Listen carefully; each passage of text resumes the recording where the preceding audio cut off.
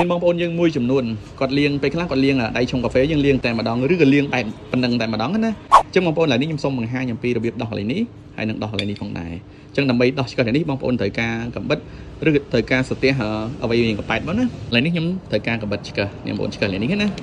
នេះបងប្អូនឃើញទេអញ្ចឹងដល់ពេលដែលបងប្អូនឆ្កឹះហើយកន្លែងនេះបងប្អូនអាចលាងសម្អាតមកណាដើម្បីឲ្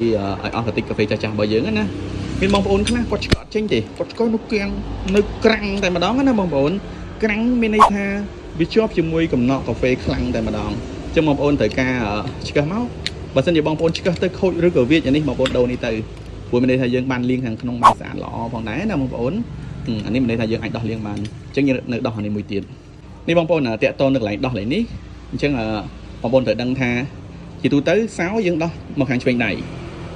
រឹតទៅរឹតខាងស្ដាំដៃអញ្ចឹងបងប្អូនអាចយកទៅលវិសមុនណាចឹងបងប្អូនអាចសោកដែលខ្ញុំចេះមកហើយមូលមកឆ្វេងប៉ុន្តែបងប្អូនសពបែបនេះញឹកញាប់អាចនឹងសឹករីករាលនៅកន្លែងនេះផងដែរណាបើសម្រាប់ខ្ញុំយើងត្រូវការដោះមកឆ្វេងអញ្ចឹងខ្ញុំជាទូទៅខ្ញុំវាយមកខាងនេះមិនមែនវាយមកខាងនេះណាវាយមកខាងនេះគឺស្មើនឹងរឹតអញ្ចឹងជាទូទៅខ្ញុំវាយតិចមកនេះមុនទេមកហើយអញ្ចឹងបងប្អូនត្រូវចាំថាខ្ចៅដោះមកខាងឆ្វេងរឹតទៅខាងស្ដាំផងដែរបងប្អូនឃើញទេអញ្ចឹងបងប្អូនអាចដោះលាងសម្អាតបានហើយបងប្អូនគេយកលាងបានសពកន្លែងតែម្ដងអញ្ចឹងបងប្អូនគិតថាវីដេអូនេះមានប្រយោជន៍បងប្អូនកុំភ្លេច share ទុកម្នាក់មួយណា